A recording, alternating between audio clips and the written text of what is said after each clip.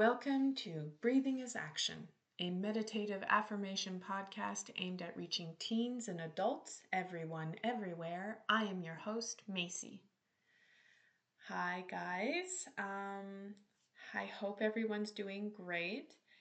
I've been cocooning a little bit, trying to digest some of the things that have been going on. Me trying to find a different way of relating to my project. I'm facing some realities after 8 months into this project. Now I'm really starting to see how, what it takes to do this project and what are the demands from me and stuff like that. And I'm seeing that so much of my time is making is actually working in post-production and editing. And I knew that was a big part of it. And I thought because I had, a past career in graphic design that I could handle this sort of so much work being done on the computer. However, I can see that it really does grind away at me a little bit and that it doesn't really make me super happy anymore. And I wouldn't want to invite too much of that back into my life. So I'm seeing now that maybe I would need to allow this project to evolve a little bit to fit my needs a little better. I'm by no means allergic to some hard work and elbow grease and rolling up those sleeves. However, this is a passion project, and the majority of my time should be spent doing stuff that makes me feel alive and happy. It feels meaningful and purposeful. And at the same time, I believe that these meditations, I truly believe in my idea. However, trying to make each one consistent, the sound more consistent from one to another, having a level of quality there because people are listening attentively to meditations. It is very difficult for me. I'm no expert at this whatsoever, and therefore it's a little difficult to try and resist perfectionism when there is a standard minimum quality that I need to fulfill. So it's just been some realizing a little bit. And again, I don't want to stop doing the meditations, but I'm going to give myself permission for them to roll out as slowly as they need to go. While at the same time, because again, editing it an hour here of editing, an hour there, and finally getting it out, that's one thing. But to have, several hours for multiple days doing that in order to push something out it doesn't feel like a workflow that works with me. But I do feel that these long form podcast episodes would be a little bit more up my alley. Having the audio be a little bit more forgiving, where I don't need to be as consistent from one episode to a next. And, again, it's more forgiving. I don't need to have this perfect quality. It's more of a conversational style, and that suits me, I think, a little bit better. Just seeing who I am, like if I call my sister or my mom or my friend, I have to pick my time when I call them because, we can stay on the phone for an hour, 2 hours, 3 hours sometimes. It takes a big chunk of my day, but it goes by as if it's minutes, as if it's nothing. And I find that really interesting, 2 or 3 hours talking, sharing ideas, bouncing ideas off of one another. But at the same time, it's differences of opinion, they're explored, and it's so interesting. That feels like 2 minutes have gone by, but editing on the computer for 2-3 hours, that feels like it's taking the life force out of me, and my eyes hurt, my back hurts, and my posture, and it just doesn't feel so good. So if I really see who I am, if I know myself, then maybe these long form podcast episodes, maybe that's better suited for who I am and what instinctively or naturally motivates me to put in the work, because the work doesn't feel like work, right? So that's what we're trying to get at. And so, yeah, but at the same time, I'm going to be honest, kind of feels a little bit like a failure. I had such a specific vision when I launched this thing that it was going to look and be, this very specific long form podcast episode, all the meditations, and then another long form at the end, or possibly a discussion. And for me to backtrack and be like, well, actually, blah, blah, blah, like, it makes me feel like a failure a little bit. And at the same time, this project is my baby, and it hasn't even been a year yet. And I should be allowed to give myself permission to allow it to evolve into what it needs to be, to truly be a passion project. If I want to call it a passion project, then let it be my passion and let it not, suck the soul out of me. And so I feel that that is more aligned with what I would like to try. I can test it out at the very least. Maybe it was just easier to edit when I was cocooning and it was wintertime and it's cold outside. So, and now that it's summertime, I want to get out. I want to talk to people. I want to, that's more, maybe I have to follow that flow also a little bit. So I'm going to give myself permission to course correct as needed. And again, do I necessarily want this project to look like what it looks like now in 5 years, even if it looks completely different? But that's what it's supposed to look completely different. Then I have to allow it to be what it needs to be. And I can't try to control that or try to make it perfect. And why is uh, zero change considered perfect to me? That just came up into my mind. Like, why is never changing, like staying like something in a museum? Like, why is that perfection? I don't know. So, anyway, that's what I was thinking, and I think I give myself permission. This is what it looks like to give yourself permission to challenge that feeling of failure and to go, do I agree with that? Is that my definition of failure? Do I agree with that? Really? Because really, no. If I had a friend come up to me and was like, oh, this project that I started, it didn't work out again, I'd be like, don't beat yourself up. Like, no one's expecting you to do something that, like, to follow through every single step of the way without fault. Like, no one is expecting that from you. So don't put that onto your own shoulders now. So why wouldn't I give that advice to myself, right? So anyway, I am on meditation, the next meditation of chapter 2. Let me remind you, chapter 2 is titled Innocence, and that is because we are making affirmations and meditations based off of life lessons we can extrapolate from infancy and that lifespan development phase, right? And we are at the meditation having a voice.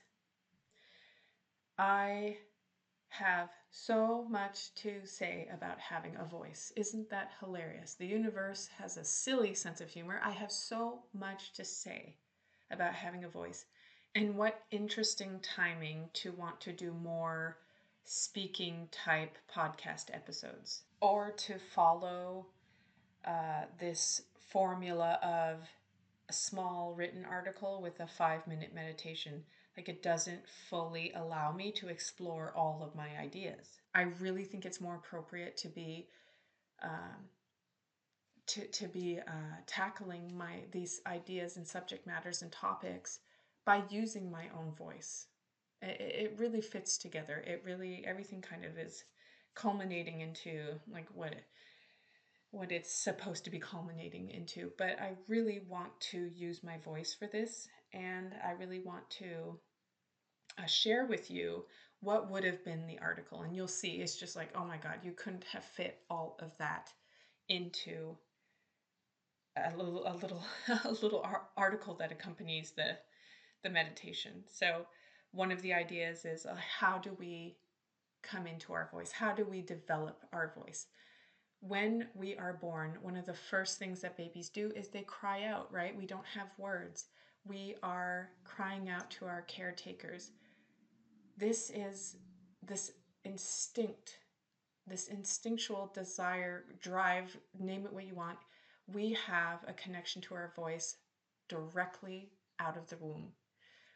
And there's no shame, there's no boundaries around our voice. It doesn't matter if it's 3 a.m., doesn't matter if you're on the toilet, doesn't matter if you have a Zoom meeting. Babies in infancy, they're going to cry out. They don't have a concept of time. They don't have a concept of someone else with their own life and their own needs. Their survival depends on successfully getting their caretakers to meet their needs, protect them from the outside world, and care for them. So they cry out. And so there's no restraints with their voice. It is later on in life that sort of shapes our voice, who we are, but also what happens to us. So we're going to learn in childhood a balance in between when it's time to talk, when it's time to listen, when it's time to speak up, and when it's better to be quiet. We learn who is safe to have a voice with, or who it's not safe to be ourselves around and to say what we actually think. We learn who's safe and who's not safe. So there is a whole process that happens with us finding that balance and finding ourselves and achieving an identity with our voice. And it doesn't just happen in infancy and childhood. I kind of noticed a cycle that happens over and over again throughout different stages of our life. And I found that so interesting. Another idea that I was thinking of is, especially if I relate it to my own life. It's so interesting. I'm working on this project, but this project is also working on me. The amount of healing and like thriving that has been happening by taking so much time to reflect and ponder on what is my relationship to my voice? How do I use my voice? Has it always been the same, or has it evolved over time? When did I have like a really good connection with my voice, and when did I lose a little bit of that connection? And just when I think about like some traumatic parts of my life, in particular, I can think of an abusive relationship that I was in. How did that impact my ability to use my voice? And if I'm being completely honest, I witnessed myself choose to not use my voice, not stick up for myself. It was safer to be quiet. And so to see the impact it had with the relationship of my voice and who I am, I think that was so interesting to think about. It was so, and everybody experiences trauma, so this is like relatable to so many people.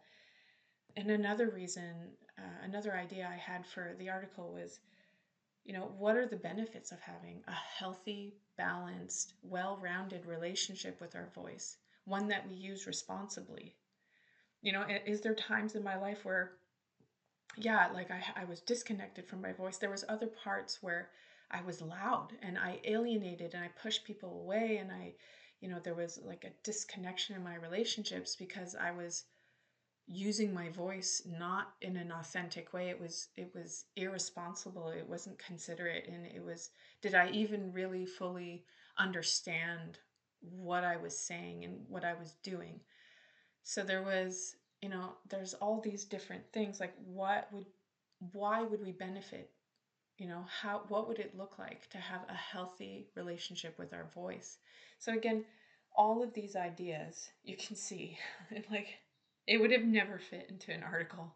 It would have never been like a 4-minute read, like, and it probably would have been super confusing, convoluted, and just like already when I'm talking right now, like I can see that it's scatterbrained a little bit all over the place. It's interesting. I love all of this stuff. I would love to deep dive more into it. And so, I talk about these right now, but I'm going to take my time and really deep dive into some of the ways in which it's so important to have a voice, or how we develop it, and really deep dive into these topics so that, we philosophize a little bit, we use our brains, we critical thinking, maybe relating it to ourselves and introspection.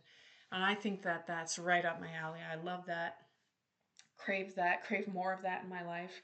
Like, I love that. So I would love to move forward with the project in this way specifically. So yeah, but I do have to admit that it does feel a little bit like a failure to change the project, especially as I tout myself as a Jane of all trades, but I'm very afraid of, I love that part about me. But if I'm being completely honest, let me use my voice right now to be completely transparent. It's it's sometimes like there's pros and cons to any way that anyone is. So me being proud of being a Jane of all trades, it doesn't. It's not this easy thing. It's not necessarily this happy rainbows and sunshines. It's hard for me to do routine. It's hard for, like, I just love ideas. I love brainstorming. I love planning. I love thinking about things and daydreaming. I love all those things. I have a million interests. I'm good at a whole bunch of stuff, but I'm an expert at nothing. And that is a little hard sometimes, especially when society wants you to be an expert at something. Um, I'm uh, there's no judgment at all. By the way, I need to make that clear. There's no judgment of what is it better to be this way, a Jane of all trades, or an expert. There's no judgment at all. It's just differences. And I am literally married to my opposite. And I love that man. So there's no judgment when I say this.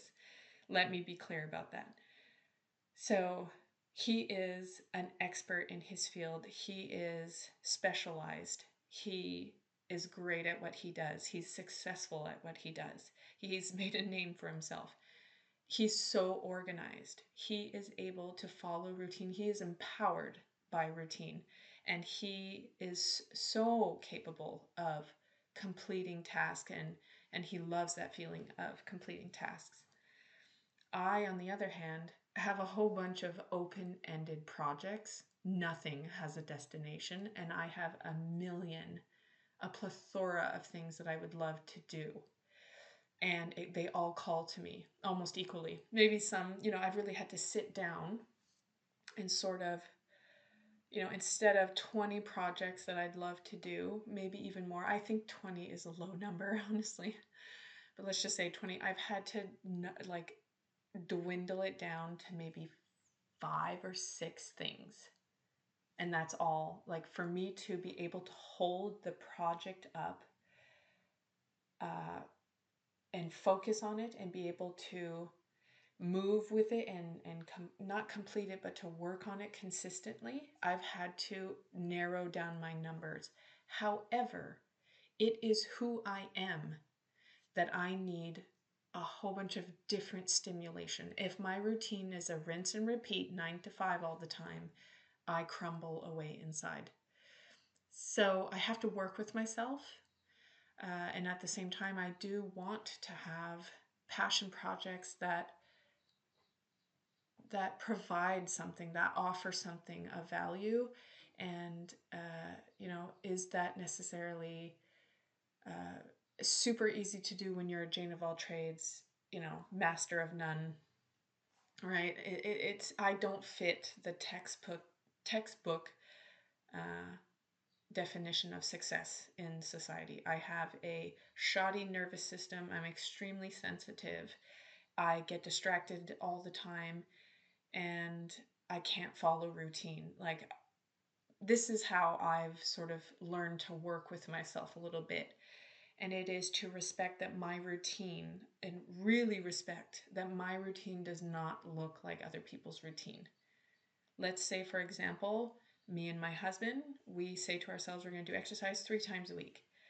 He can do it Monday, Wednesday, Friday, on time, every time, gets it done, loves it.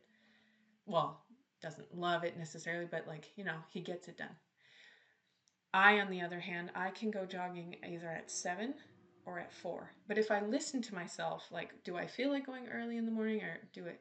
I get these things done for sure, but when I do them changes from day to day. And sometimes I'll only be able to do two times jogging. 2 times exercise or going to the gym or jogging, that's still better than 0. Correct? Yes. Okay. Do I need to fulfill it the 3 times? Not necessarily. That's the goal. However, I don't feel so bogged down by that completion rate. I can still do it 2 out of 3, good enough for me. However, if I compare myself to the standard of society, of what society understands as successful, then no, I have not been successful. But as long as I have a clean bill of health, which I do, I'm good, right? So that should be good enough. That should be good enough. And it is good enough. It's good enough for me. But it's been a journey to get there, right? Because I do compare myself to successful people or what society deems successful. And please let me remind you, this is no judgment whatsoever. All I'm trying to speak to is that there's room for everybody. We don't all have to fit into this same box, and we can figure out, be curious about what's the best way that we work. What's the best way? What does my routine look like? Me specifically, what does my routine look like without comparing it to what it's supposed to look like? And ever since I started working that way, I do see myself do more and get a lot more things done. Will it ever look like how my husband gets things done? No, it can't look like that. It won't. But I think I'm okay with that. At this point in my life, I'm okay with that. And he, he is who he is and I am who I am, and I love him and I love me too. I can love both in our own unique ways. And to not put down, what I contribute. So I contribute life, wonder. There's a depth that I bring because I am inspired and daydreaming. There is so much that I can bring that gives a quality to life that is profound, really. And if I put that down as not important because it's not quantifiable, it's not, you can't monetize it, you can't make money off of that, you can't turn it into a career or something. It's something that contributes a little bit behind the scenes and that everybody needs, but that, the way we feel about each other, the connection that we have as a family, the places we go, and to have all these things planned out, and these are our memories, these are our souvenirs, these are when we, end when we're at the end stage of our lives. This is the most richness, the gold, the wealth of your life. But again, it's all symbolic and figurative, but this is the stuff that I bring. And of course my husband brings that stuff too, but this is something really that I contribute a lot. This is what I bring to the table.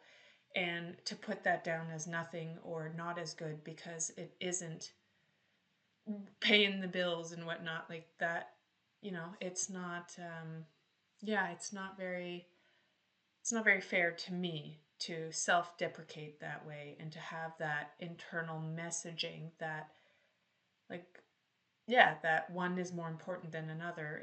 It's all important, and the fact that we complement each other that way brings this quality of life, and it's because both sides are contributing and complementing and working together. So I love that about what's going on and the dynamic we have. I have to be my own source of validation for the positive self-talk, right? That's why I believe so much in affirmations. It's deliberate self-love, right? A choice to talk to ourselves kindly. And I think there's a lot of people that speak to themselves that way or undermine their contribution. These stay at home moms, these disabled people, or elderly people. There's a lot of people in society that don't give in that way, in this way of financial contributions or, so, but we all give in our own way. We all have the capacity to give quality offerings to this world, and we just can't label everything with one definition. We should be able to really be curious about what it is that we contribute, what we're good at, what we can give to this world, and to value that and to place that value highly for ourselves, regardless if it's the textbook definition of society at this moment in time. Because again, society changes constantly. So what's true now might not be true in 5, 10, 15, 20 years, right? The values of a society can change as soon as a collective amount of people agree that, like, yeah, we're going to start valuing strength of character versus charisma.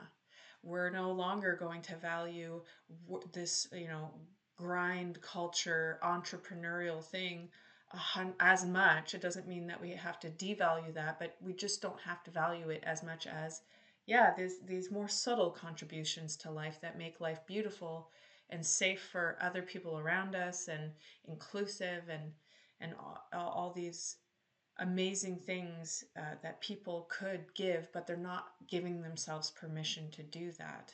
That's anyway, yeah. It's my mission to heal loudly and to contribute my vision to the world, and to offer up resources for people who are like me, or at least who relate, or people who are curious about others, how they're experiencing the world, and they're open to opening the world up to all kinds of people. And I think I'd really get a kick about challenging the norms a little bit and using this platform as a way to, maybe highlight some things that would benefit from a different perspective on how we go about life, so that we do feel that we are able to validate ourselves and give ourselves permission to be as we are. I would love to see slow living principles become more of a mainstream thing. I would love to see not just physical self care, manicure, pedicure, massage, but emotional self care become more popular. Taking days off, again, I would have great difficulty taking a day off. Even if I was sick, I would feel so guilty. But just normalizing rest as an important priority, and not just this little carrot on a stick reward we get if we've worked hard enough, but it's a necessity in our lives for our well-being. That I would love to critique a little bit, this toxic productivity type of flow we have in society right now. I would love to challenge that, speak up about that, use my voice for that.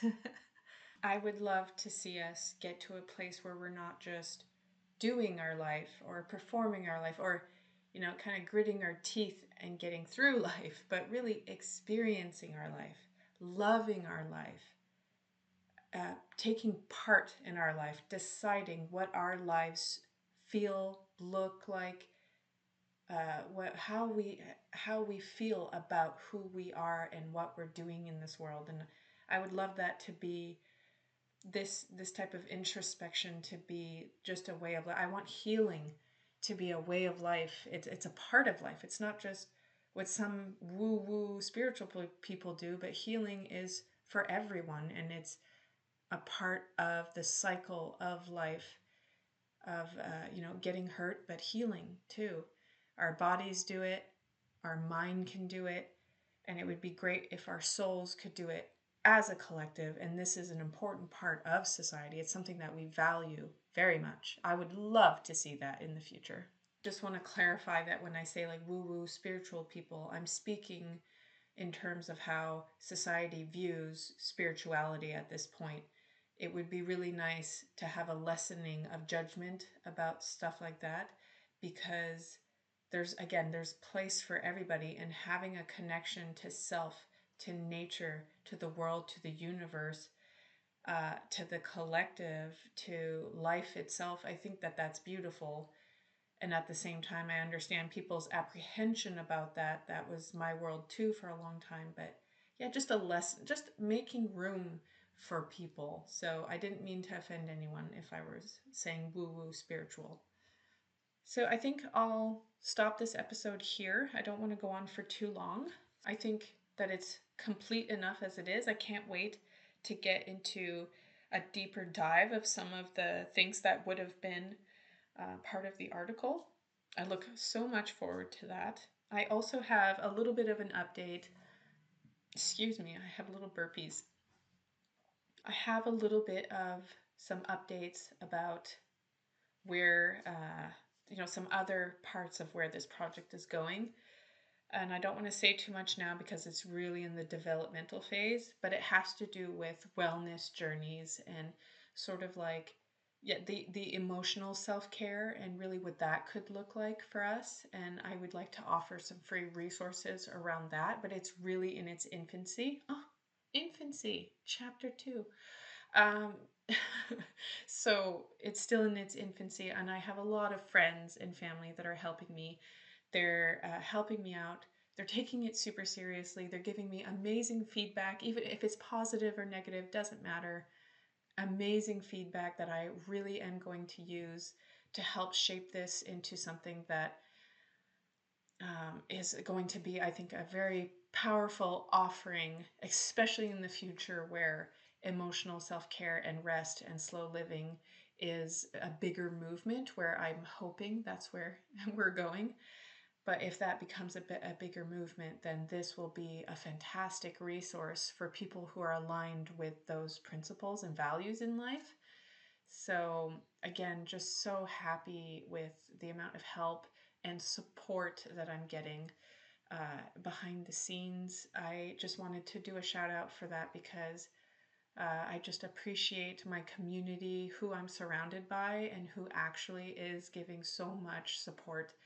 And even if it's, again, feedback that's a little, what would be considered negative or whatever, this is all part of it, correct? Like, this is so helpful to move forward in a way that can touch all kinds of different people, not just me. Because if I just make it for me, of course it's going to go for people like me, but I would like to expand it out a little bit. I am curious to see how I can help other people heal loudly, how I can inspire others to use their voice and um, be authentically themselves. It feels safe doing that and to be empowered by that. So, yeah, anyway, just a big thanks to everyone who's been helping out. That's a special shout out for you guys. So, let's breathe together and be the change we want to see in the world. To everyone out there, I see you, I appreciate you, and I hope this serves you. This episode and the meditations in this chapter are self-produced. They are written, directed, recorded, and edited by me, and I get editing help from my husband, Marco Plouf. I give thanks to all my friends and family once again who helped me shape this project into the wonderful achievement that it is today. I hope you guys enjoyed this free form podcast episode. Breathing is Action is a meditative affirmation podcast for teens and adults, everyone, everywhere. I welcome comments and feedback always. You can find us on YouTube, Spotify, anywhere you get your podcasts. You can also go on the Facebook community page or Instagram and follow there if you want. I post some mental health memes and weekly inspirations or reminders to slow down, breathe, all those kind of fun stuff. So if that calls to you, maybe go check that out. So thank you so much for listening. Millions of hugs to all of you.